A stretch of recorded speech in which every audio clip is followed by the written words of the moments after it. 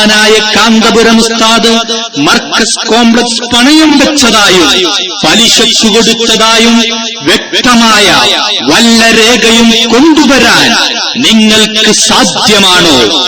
പച്ചക്കള്ളം പ്രചരിപ്പിക്കുന്ന വിഘടിതരെ ഒരിക്കൽ കൂടി നിങ്ങളുടെ പണയവും പലിശയുമെന്ന പച്ചക്കള്ളം സുന്നി കൈരളി 6 അടി മണ്ണിൽ കുഴിച്ചു മൂടുകയാണ്. മർക്കസു സഖാഫത്ത് സുന്നിയുടെ കീഴിലും അതിന്റെ സഹായത്താൽ ഒരുപാട് സ്ഥാപനങ്ങൾ, വിദ്യാഭ്യാസ സ്ഥാപനങ്ങൾ ലോകത്തിന്റെ വിവിധ ഭാഗങ്ങളിൽ പ്രവർത്തിച്ചു വരുന്നുണ്ട്. നമ്മുടെ വിദ്യാഭ്യാസ സ്ഥാപനങ്ങളൊക്കെ മർക്കസിന്റെ സഹകരണത്തോടുകൂടി തന്നെയാണ് നടത്തുന്നത്.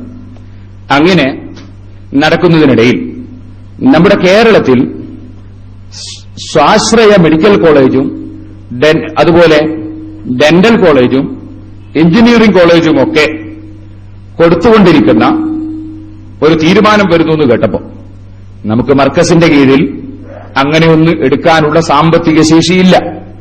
അതുകൊണ്ട് തന്നെ മുസ്ലിം സമുദായത്തിന് അങ്ങനെ ഒരു വിദ്യാഭ്യാസ സ്ഥാപനം ഉയർന്നു വരുന്നതിൽ വേറെ ആരും പരിശ്രമിക്കാത്ത സ്ഥിതിക്ക് നാം തന്നെ പരിശ്രമിക്കുന്നത് നല്ലതാണെന്നതിൽ ആർക്കെങ്കിലും തർക്കമുണ്ടാകുമോ? അങ്ങനെ അഹ്ലുസുന്നത്തി വൽ ജമാഅത്തിന്റെ സജീവ പ്രവർത്തകന്മാരായ KM റഹീം സാഹിബ് ചെയർമാനായി അവർ ഒരു ട്രസ്റ്റ് രൂപീകരിച്ച് ചേളാരിയിൽ രജിസ്റ്റർ ചെയ്ത് ഒരു ട്രസ്റ്റ് രൂപീകരിച്ച് പ്രവർത്തനം ആരംഭിച്ചിരുന്നു.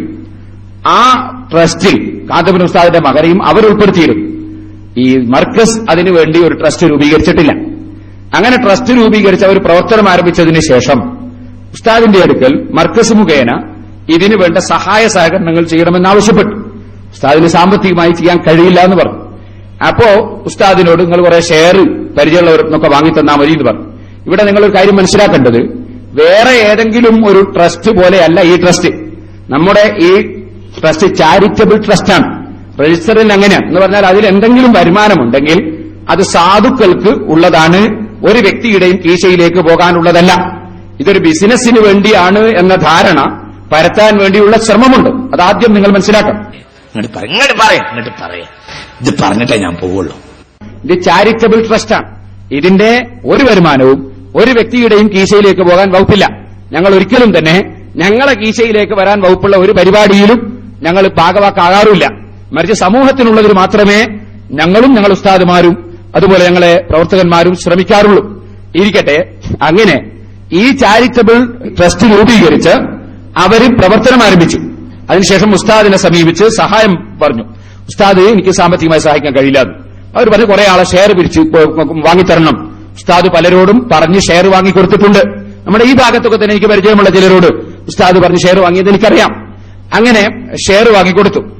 അങ്ങനെ ഇരിക്കുമ്പോൾ 5 കോടി ഉറുപ്പികയോളം അവിടെ ചെലവഴിച്ച്, അവിടെ പല വിഷയത്തിനുമായി ചെലവഴിച്ച് അതിന്റെ പ്രവർത്തനങ്ങൾ മുന്നോട്ട് പോയി എന്ന് പറഞ്ഞാൽ ഏകദേശം എല്ലാ അംഗീകാരങ്ങളും കിട്ടി. ഇന്ത്യൻ മെഡിക്കൽ കൌൺസിലിൽ നിന്ന് ഇതിന് അംഗീകാരം കിട്ടണമെങ്കിൽ 7 കോടി ഉറുപ്പികയുടെ ബാങ്ക് ഗ്യാരണ്ടി കൊടുക്കണം. ഈ 7 കോടി ഉറുപ്പിക ആവശ്യമില്ല, മറിച്ച് ബാങ്ക് പറഞ്ഞാൽ മതി. ഇതിന് അംഗീകാരം കൊടുത്താൽ 7 കോടി ഉറുപ്പികയ്ക്ക് ഞങ്ങൾ എപ്പോഴും ഉത്തരവാദിയാണ് എന്ന് ബാങ്ക് പറഞ്ഞാൽ മതി. പൈസന്റെ ആവശ്യമില്ല. അത് ഈ സ്ഥാപനവുമായി ബന്ധപ്പെടുന്നവർക്കറിയാം. ഇപ്പൊ നമ്മൾ ഒരു ഇംഗ്ലീഷ് മീഡിയം സ്കൂളിന് നമുക്ക് CBSE അംഗീകാരം കിട്ടണമെങ്കിൽ 60,000 ഉറുപ്പികയ്ക്ക് ബാങ്ക് ഗ്യാരണ്ടി വേണം. ആ 60,000 ഉറുപ്പിക തന്നെ നമ്മൾ കൊണ്ടുപോയി ബാങ്കിൽ കെട്ടിവെക്കുക ചെയ്യാം. അതിങ്ങോട്ട് വാങ്ങാൻ കഴിയില്ല. എപ്പോഴും 60,000 അവിടെ തന്നെ ഉണ്ടാവും. ആ സംഖ്യ ബാങ്കിലുണ്ടാവും. 60,000 ഉറുപ്പിക കെട്ടിവെക്കാതെ ഇപ്പൊ നമുക്കൊരു അംഗീകാരം കിട്ടൂല. ഇംഗ്ലീഷ് മീഡിയം സ്കൂളിന് വേണേൽ 60,000 കെട്ടിവെക്കണം. പക്ഷെ 60,000 ആയതുകൊണ്ട് നമ്മളെ സംഖ്യ ഞങ്ങൾ കെട്ടിവെച്ചേക്കും. അതിന് വേറെ ഒന്നും സ്വന്തം വില കൊണ്ടില്ല. 60,000 കിടന്നോട്ടെ വെച്ചാൽ ഒരിക്കലും ഇങ്ങോട്ട് വാങ്ങാൻ കഴിയില്ല. സ്കൂൾ പിരിച്ചുവിടുമ്പോ സ്കൂൾ അഥവാ നമ്മളങ്ങ് നിർത്തിക്കളഞ്ഞാൽ ഒരു മാസത്തെ ശമ്പളം കൊടുക്കാനുള്ള ഒരു വകുപ്പ് ഗവൺമെന്റിന് ഉണ്ടാകാൻ വേണ്ടിയിട്ട് ആദ്യം തന്നെ പൈസ വാങ്ങിയിട്ട് വെക്കുക.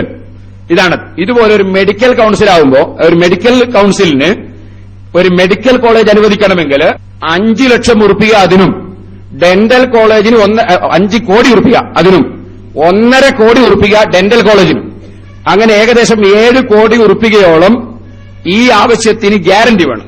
സംഖ്യ ആവശ്യമില്ല. ഇങ്ങനെ ഗ്യാരണ്ടി കൊടുക്കാൻ ട്രസ്റ്റിന്റെ കയ്യിലില്ല.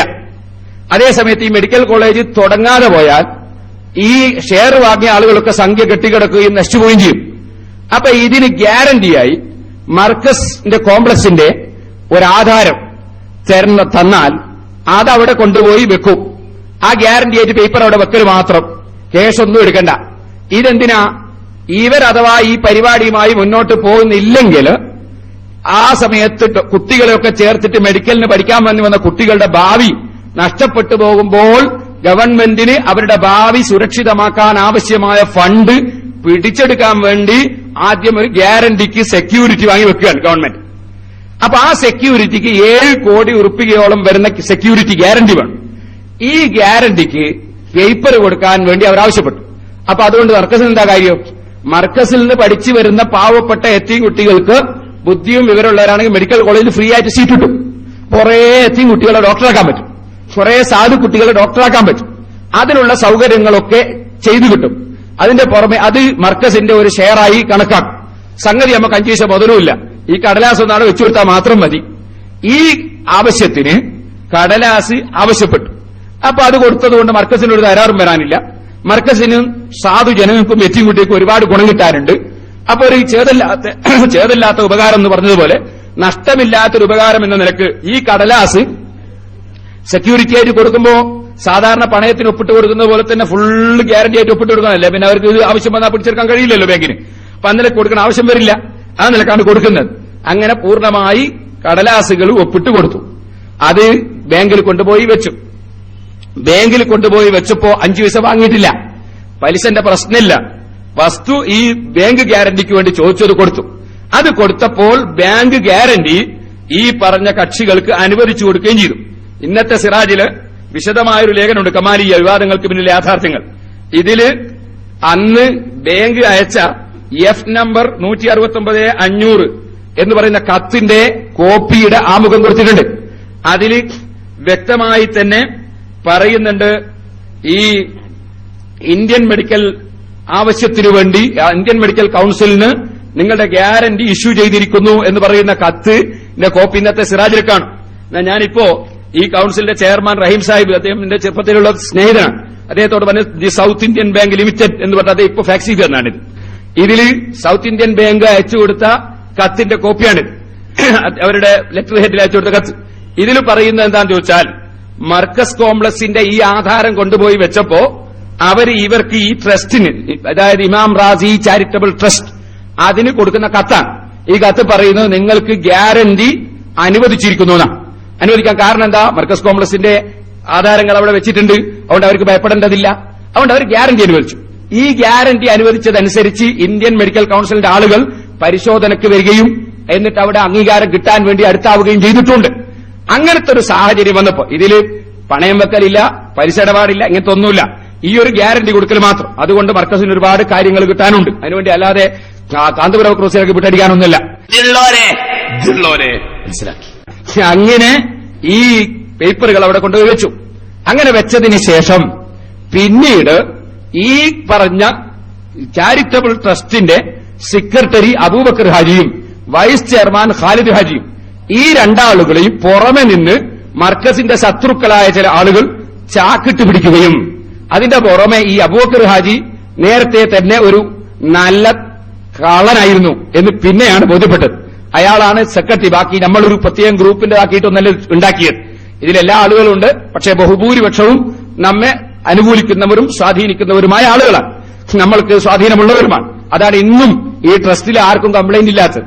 16 ആളുകൾക്ക് ഒരു കംപ്ലൈന്റും ഇല്ലാതെ ഉറച്ചു നിൽക്കുന്നതിന്റെ കാരണം അതാണ്. അങ്ങനെ ഈ ഖാലിദ് ഹാജി നേരത്തെ ചെമ്മാട് പള്ളിയൊക്കെ ഉണ്ടാകുമ്പോൾ സജീവമായി രംഗത്തുള്ള ആളായിരുന്നു. പക്ഷേ പിന്നീട് അദ്ദേഹം പണം കണ്ടതുകൊണ്ടായിരിക്കാം അദ്ദേഹത്തെയും അബൂബക്കർ ഹാജിയെയും ചിലർ ചാക്കിലാക്കി.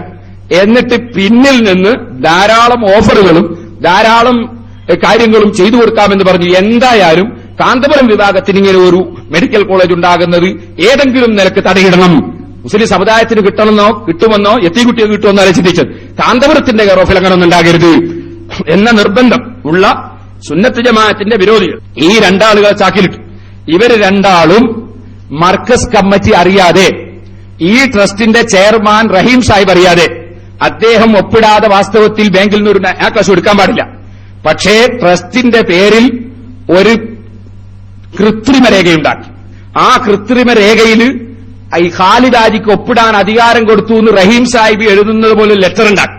അയാളെ കള്ള ഒപ്പിട്ട് നേരത്തെ ജഡ്ജിന്റെ കള്ളൊപ്പിട്ടെന്ന് ജഡ്ജി പറഞ്ഞത് ഹൈക്കോടതി കൊടുത്തിട്ടുണ്ട്. മനസ്സിലാക്കി. ഏത് ഡിസ്ട്രിക്ട് ജഡ്ജിന്റെ പേരിൽ കള്ളൊപ്പിടുന്നതായിരിക്കും അവന്റെ റഹീം സാഹിബ് വലിയ വിഷയം. അങ്ങനെ കള്ള ഒപ്പിട്ടിട്ട് റഹീം സാഹിബിന്റെ പേരിലും കള്ളൊപ്പിട്ട് എന്നിട്ട് ആ കള്ളൊപ്പിട്ട റെസൊല്യൂഷൻ പാസ്സാക്കിയിട്ട് ബാങ്കിലുകാർക്ക് കൊടുത്ത് ബാങ്കുകാരെ കൂട്ടിക്കൊണ്ടുപോയിട്ട് നന്നായിട്ട് വേറെ ചില സംഗതികളൊക്കെ അവരെ കൈവശപ്പെടുത്താൻ വേണ്ടി അതും കൊടുത്തു.